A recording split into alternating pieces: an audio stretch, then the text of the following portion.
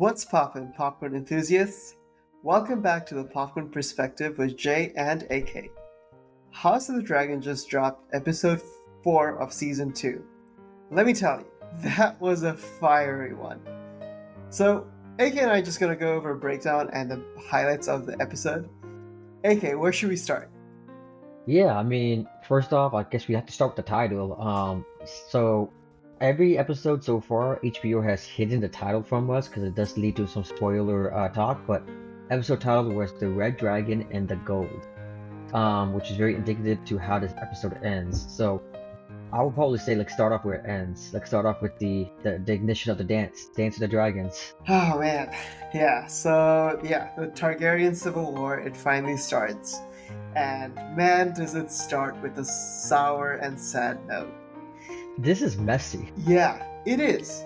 It is. It's everything Rhaenyra was trying to warn against. Like, let's not fight with the dragons, let's avoid war as much as we can. And this is the war we get. And we get a very significant death. And just to preface this is going to be total spoilers. So, spoilers moving forward. Yeah, this was definitely something, like you said, Rhaenyra has been trying to warn for. Even the Greens have been trying to has been warning King Aegon about what's going to happen if dragons do get unleashed full-fledged. Both teams are going to lose so much people, so many lives, destruction, and your dragon losses as well. And I love how this whole season has been building up to this moment where both teams basically saying we don't want to use our dragons until it's the last case scenario. And well, this was the worst case scenario, and we lost, like you said, the queen who never was. Or the queen who should have been, as I like to call that. her. I like that even better. I think that's what got me the most, because I know the outcome to the Dance of Dragons due to reading A Song of Ice and Fire, but I've not read the Fire and Blood series, so I really don't know the big battleground or like the who all dies. So this caught me off guard, and I was fair to say I was pretty shook. Yeah, so just to take a little bit of a back story of this. So with Team Black on Dragonstone, they're missing the queen, right? And you see a lot of tension, and you actually see a little bit of Jace. What was your feeling of that interaction when Rhaenyra finally makes it back? Yeah, Jace actually sounded very much like how Queen Rhaenyra sounded like when she was a princess, as a cupbearer in her father's council, how she wanted to ride the dragon to kill the crab eater. So it felt very similar. They paralleled each other really well, and it makes sense because that is, at the end of the day, her son. So I like the fact that he's getting more action now. He's having a voice, which he did not have in the earlier episodes in last season. So I'm very interested to see how he grows as a character. Yeah, I really like that little eye roll that he gave her when she finally comes. So that was a little funny, and it's adding to his character, and I do enjoy that. That's a complaint I've had over the season. I've not really felt a lot of the side characters getting ample time to show their characterizations. So I'm enjoying that we're getting to see a little bit more of the different characters. Yeah, I feel like that's one thing they've done a good job on, like Queen Alicent to the green side, is you get a little bit with Helena, Aegon, Aemond, and you understand their motivations, but not so much with when there's as kids. Like Luke, obviously he passed away unfortunately at the end of last season, but he really wasn't much of a character. But I'm glad to see Jace and I think her name was Bayla getting more screen time, so I'm really hoping we can actually delve into those characters here within the last half of the season. On the green side, we have Aegon on his council getting all the information over the war. And we also have Aemond on the other side of the table. I like the little bit of a juxtaposition between the two. Anyways, we see Aemond telling Aegon that they're not going to go to where the intended target was. They're actually going to go take over Rook's Hill? Rook's Rest or something like that, yeah. Yeah, so they're gonna go and attack a different castle. How was that interaction for you? I like that because it shows how one is very hot-headed, the king, and his brother, due to the fact that his brother was bullied as a young kid, we saw all throughout season 1, he lost his eye, he always wanted to prove himself, so you could tell he's well read. He's a very smart, without my strategical. authority. He's a chess player. He knows where the weakest part is, and he knows Harrenhal is not even worth the taking right now. He said, right now we want to take the castle that's literally halting Queen Rhaenyra from building an army. That's like the castle in front of Dragonstone. So it was very cool to see, especially how he spoke Valyrian, and you see King Aegon with broken Valyrian. You can see one has trained and prepared to be a soldier, while the other one unfortunately just did nothing with his life. He just kind of was thrown in here, and he has no ambitions, but wants the power. I really found it funny. So when they were speaking Valerian, the text or the subtitles that I read for Aegon were kind of broken. So I thought there was something wrong with the subtitles until I realized that no, he's just speaking really broken Valerian. And I thought that was really hilarious.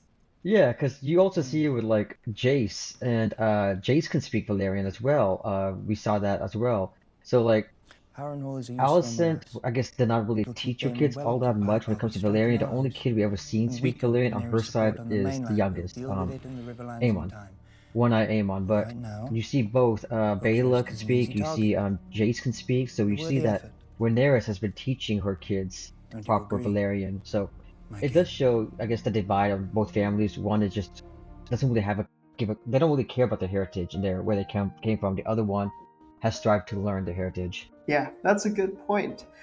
All right, so moving on to my favorite character, Daemon. What's he holding on to? Yeah, God, I'm stuck in Harrenhal, which we all know was burned down by the Aegon the Conqueror when Harren built the walls by slave, and he thought it was going to protect him by a dragon fire. Obviously, it did not, and that place has been haunted since. And yeah, it's definitely haunted, all right. Daemon is going through his, I guess, what would you call it? I guess his I like to mistakes. think of it as more of an existential crisis that he's having. I think there's just a lot of demons and skeletons in his closet that are Yeah. finally breaking through his psyche. I think the guy is a good dude, but he's just chaotic and he's so determined in what he wants. So he kind I of don't even like think pushes he knows over. what he wants, though. I feel like he doesn't even know what he really wants. My guess is this arc is going to teach him a little bit more about himself, and I can't wait to see what we get after this. Definitely, and I mean, we were introduced last episode from a mysterious character named Alice Rivers, and we actually get a conversation with her finally this episode, who talks to Daemon, and she claims that she's a bastard, stringing from the House Strong, but she claims that she's a maester, and Daemon calls her a witch, and we see her stirring some kind of pot and making some kind of potion that basically makes him black out for a good half a day, which she's a very interesting character. What do you think she's actually doing? What's her point in this story? So that's really interesting. Yeah. So the witch maester, she is very interesting, and I don't know if she's going to be friend or foe. And I can't it's tell. really, yeah. As soon as they put her on screen, she captured my imagination, and I want to see if she's going to be like this rendition's Woman in Red, but just hopefully better. Build a bit better character development on the part. So I'm really intrigued to see how that character develops. Yeah, and I know from the Song of Ice and Fire novels, there is a character called Jenny of Oldstones, but they never, or at least I don't recall them ever mentioning an Alice Rivers while they refer to the history. So I'm wondering, and I'm not going to spoil who Jenny of Oldstones is because she's not in the TV show, and I'm not sure if they're ever going to bring her into the series. So I'm not going to spoil it just in case, but I'm just very curious on who Alice Rivers is going to ultimately end up being and which side is she going to end up picking because she's a bastard of House Strong, and we know Larry Strong, the cripple masters of the Spy Master in King's Landing. He's on Team Green, but we also know that some of the House Strong is on Team Black. So I'm wondering where her alliance is going to end up. Yeah, that would be really interesting. So we've got Daemon dealing with his demons. It was nice to see Millie Alcock again too, young Veneris. I was really happy to see her again. She was such a fun part of season 1. Yeah, that was awesome. It was really nice seeing her. But I guess we can move on to, I guess, we talked a little bit about the war that happened, but You want to talk about what's going on with Sir Criston, and we mentioned earlier as well with him talking to Aemon. Where do you think his story is going to end up going? Because I think he might be getting humbled after that fight. He saw the destruction and the chaos that kind of the dragons brought in. Do you know? Do you think that's going to humanize him a bit, or is he going to continue his warpath? I hope his end is just a really brutal death. Yeah, fuck that guy. You don't think he's going to get like the Jaime Lannister treatment where he ends up being the misunderstood knight all along? Or do you think they're going to continue his evil, complete dumbass arc? Like, He is very hard to like right now. very. I think the only person above him I have right now is Aemond. I can't wait to see those two die, dude. See, it's Yeah. kind of funny how you're a big Team Daemon guy, and I personally am a big fan of Aemon. I feel like Aemon is what Daemon wishes he was.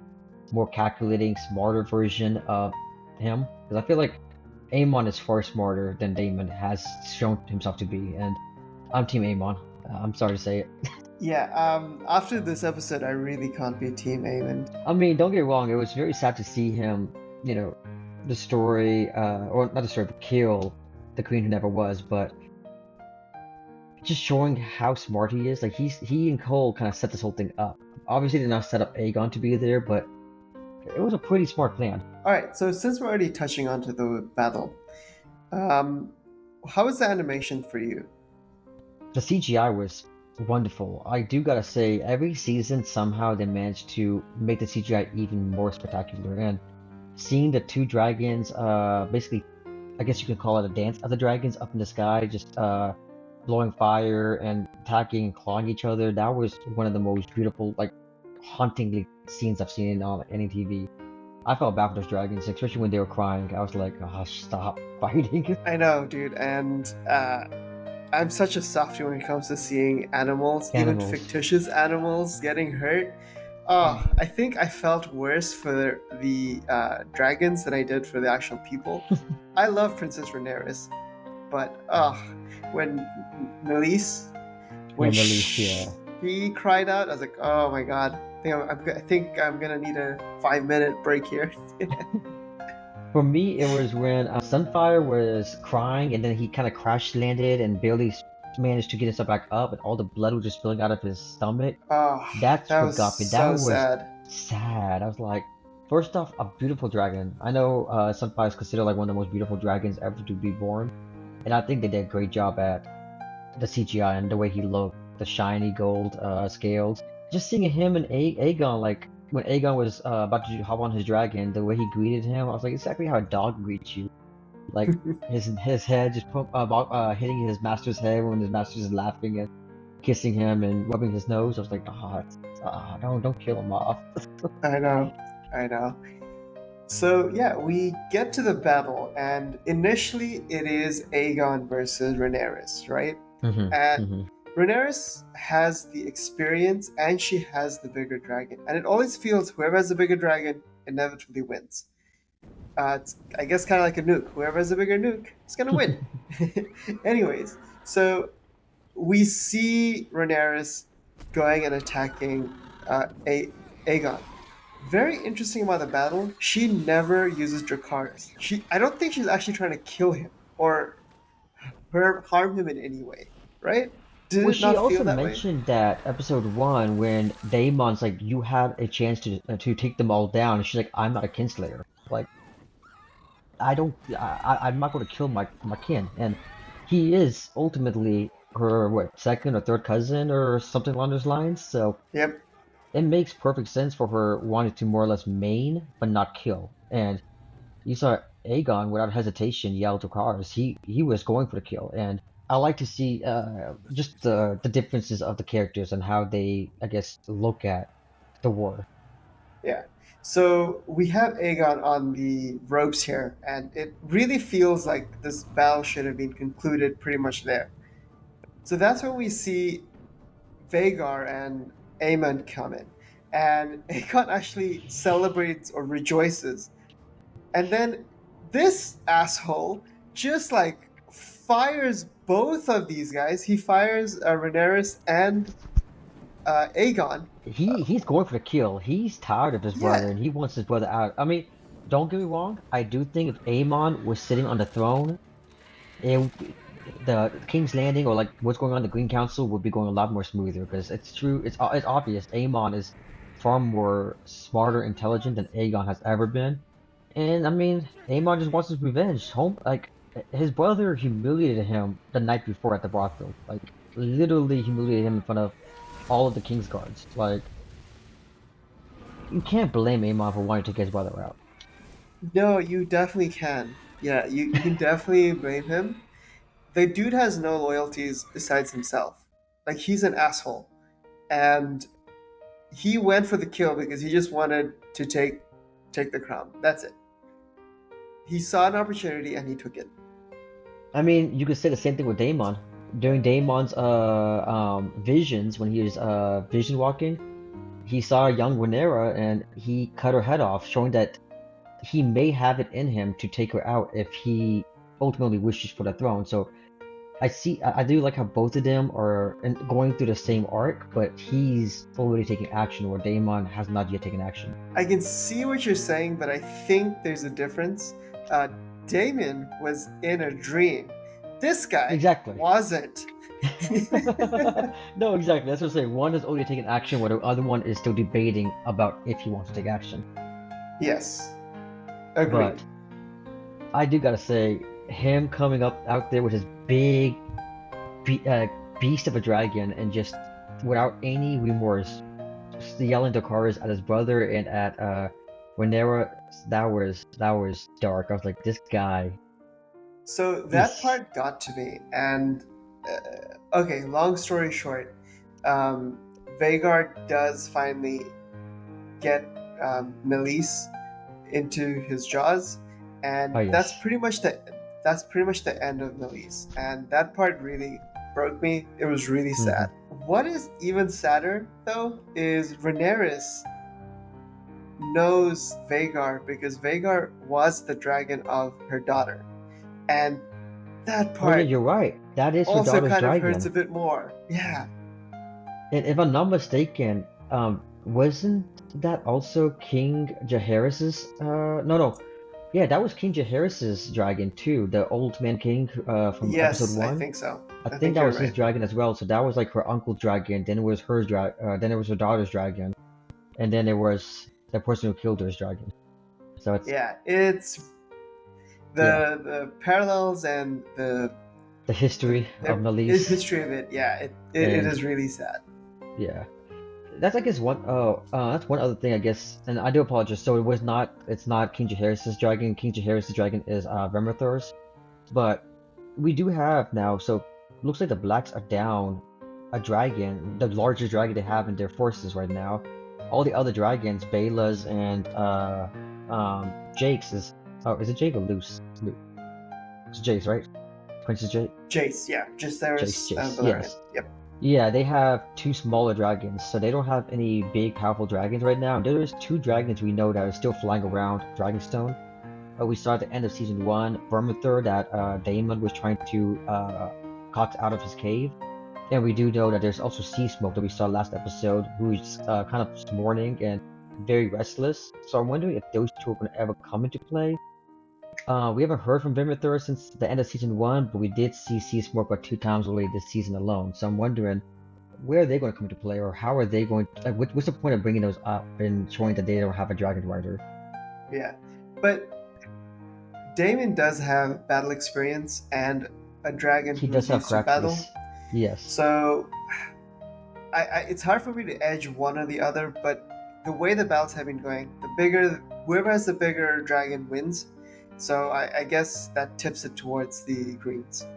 Which is why I'm wondering, because I think Vermithor, since I think he's around the same age as the other dragon. So I'm wondering, Vagar. So I'm wondering if Vermithor is going to be the one who ultimately takes out Vagar, or is he going to join Team Green?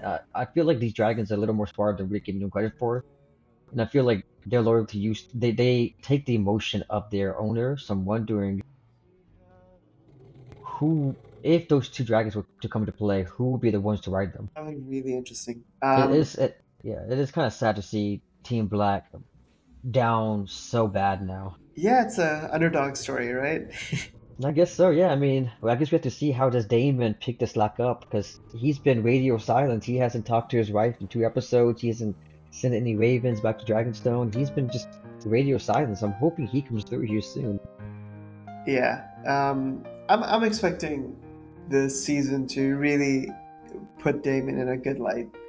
He's a great character, and I think they're going to utilize him well. I'm hoping.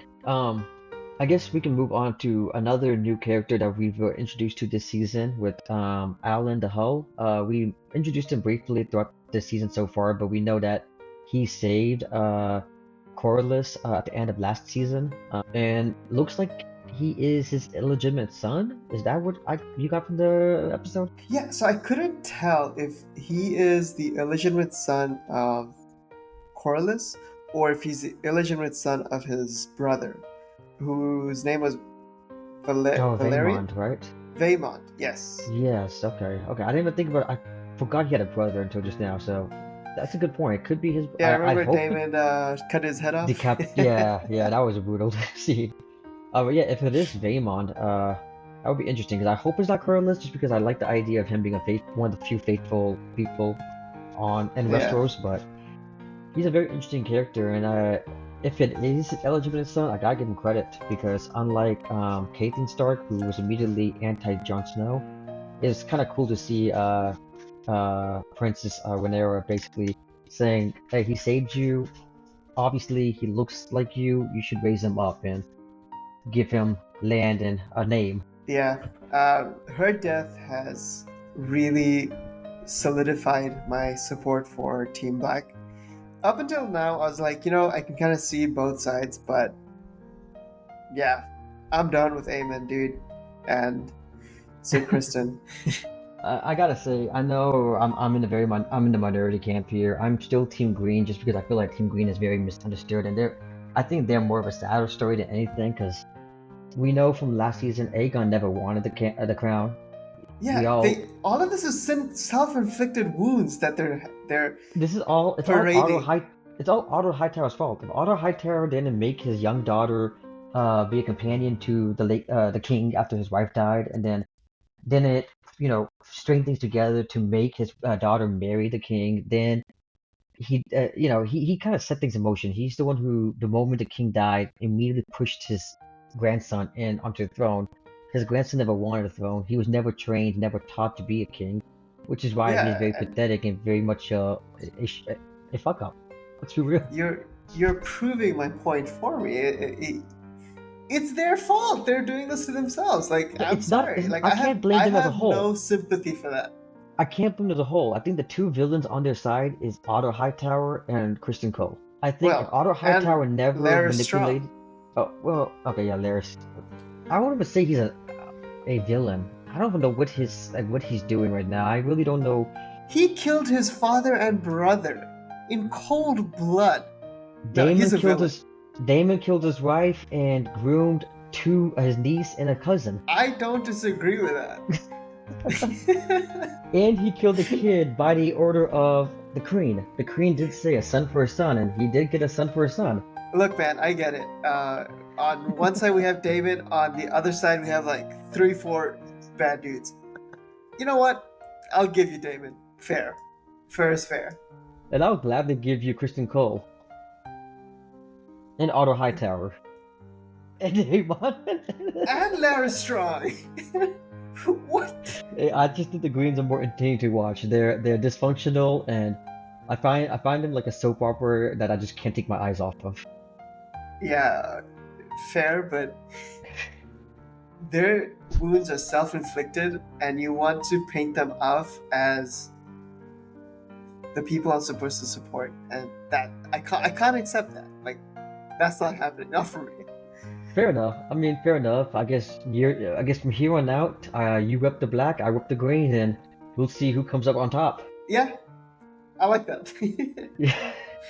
I'm gonna win you over. Hey, I mean, I was Team Cersei Lannister in the main show. Maybe I just have a thing for the villains. And you'll probably have the same ending. Touche. Oh man. So I know you and I were talking briefly before we started recording here, and I said I think this might be one of my favorite episodes, comparable to early season Game of Thrones. Where does your take on that? I do think this is the best episode of the entire series thus far. It's very hard for me to compare it to some of the best episodes of Game of Thrones. I think those are at a whole other level. So I think this show still has to prove itself. Like it's got to have a few more for me to start judging it. Well, I mean, I would say like this is very much comparable to that of like Blackwater Bay or Battle of Bastards, how the first half of the episode was setting things in motion, and the last half of the episode was just non-stop violence. Very well done editing, a battle sequence, all that fun stuff. But the reason why I would say this is personally, in my personal opinion, would be better is I feel like it felt more chaotic. I mean, Battle of Bastards was chaotic as hell, but it was kind of badly planned with the whole Vale, third act Vale coming to rescue them.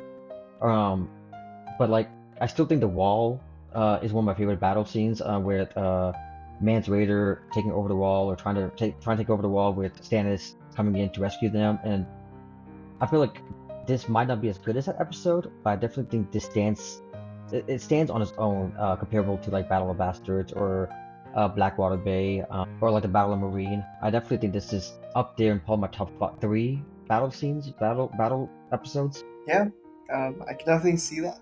I know a lot of people like this episode. Trying to come down to the end of this, Aegon is shot down by his brother, and they kind of Hmm. go and further into the fields. So towards the end, we see Aemond standing over the bodies of Sunfire and what we don't see just yet, but what's most likely Aegon. What do Hmm. you feel? Do you think Aegon is still alive? So I'm not sure. Did you watch the teaser for next episode? I did, yeah. Okay. So it does look like, I mean, he's in a box, but he's also being brought into like a maester chamber on a bed. So I think he may be alive, but like to the point where he's unrecognizable. And I think we've been seeing it being chipped episode by episode, him getting more madder, more crazier, more of a drunk. And I think this is going to solidify him as one of the most craziest Targaryens that we've seen on TV. So I do think he might live. He might be kind of out of commission for the next couple of episodes, but I do think whenever he gets back into form, I think we're about to see a very dark turn for him. Yeah, I can definitely see that. So yeah, his body's probably burnt. He's probably going to be in pain. My question though is, he saw what Aemond did. Do you Hmm. think that's going to change Aemond's positioning? It depends. Is he going to be able to communicate that? Is he able to speak, or will he have his memories? Will he be concussed? I mean, he fell for quite a distance, and I'm not sure what state of mind he's going to be in, and if everyone's going to listen to him, or they're going to think it's the milk of the poppy speaking. Because the milk of the poppy does give a little bit of a fever dream. We saw that in Game of Thrones with Ned Stark and all. So I'm Yep. not sure if it's going to make it to where just they don't believe him, or they just think he's talking out of his ass. I mean, the only other person who could vouch for him is Cole. Oh Is yeah. Criston Cole going to tell the truth? He's super honest. Good dude. Exactly. And we know Criston Cole and Aemon already have some kind of alliance going on, so I really can't see him telling the truth. So Yeah. I'm not sure they're gonna take Aegon's word for any Aemond value. seemed like he was going to kill his brother, right? Yeah, Criston Cole stopped him, but Yeah. yeah, it did look like he was getting ready to get the final stab. So Yeah. it seemed like, and I'm not sure if you saw any clips or any gifs that came out like on Twitter, but they were I saw a couple of shots of the Sunfire when he was getting shot out of the sky. And if you watch it closely, he does actually lay on his belly, so he does like a 360 twirl to make sure he protects his rider, which I thought was a fantastic edit choice for the showrunners and the editors. Yeah. Just showing Man. him trying to save his friend, his rider, that was kind of sad. Such a pointless death for Sunfire. Yeah, I mean, do you think he's dead? I mean, because he was still moaning and growling. Yeah. Okay. Maybe not, but I mean, I felt he's so not gonna, bad. he's not Yeah. going to be to fight after this. I highly doubt he was scratched from his stomach. He was Yeah. burnt. to a crisp. So if he's alive or dead, it's sad. It's sad to see. And it looks like, I mean, the Queen Rhaenyra does not have an army still, so I'm wondering how that's going to come to play because the her I guess her key to the mainland is kind of taken away now with the Greens taking their castle. So how's that going to play out? Yeah, I think this episode has really set up the next ending of the season really well. So I'm super excited, and we'll definitely see how the season ends. I mean, we still got 4 more episodes left, and I feel like so much has happened these 4 episodes. So I can only imagine how the season's going to end. Any last thoughts? Yeah, no, I gotta give this episode. So here at the Postcard Perspective, we do have a three tier rank system. We do have alright, yeah. Final thoughts. I do gotta say this was a shock. One of the best episodes we've gotten of this show, and I'm very eager to see how it ends. Same Any here. last thoughts on your side? Yeah. Yeah, no, same here. I'm super excited to see how this plays out. I think there's some major things that have happened, and I can't wait to finish the season off. Yeah, this episode, fantastic. I want more of this. Great, guys. Don't forget to like and subscribe for more epic fantasy breakdowns. Until next time, peace. Thank you.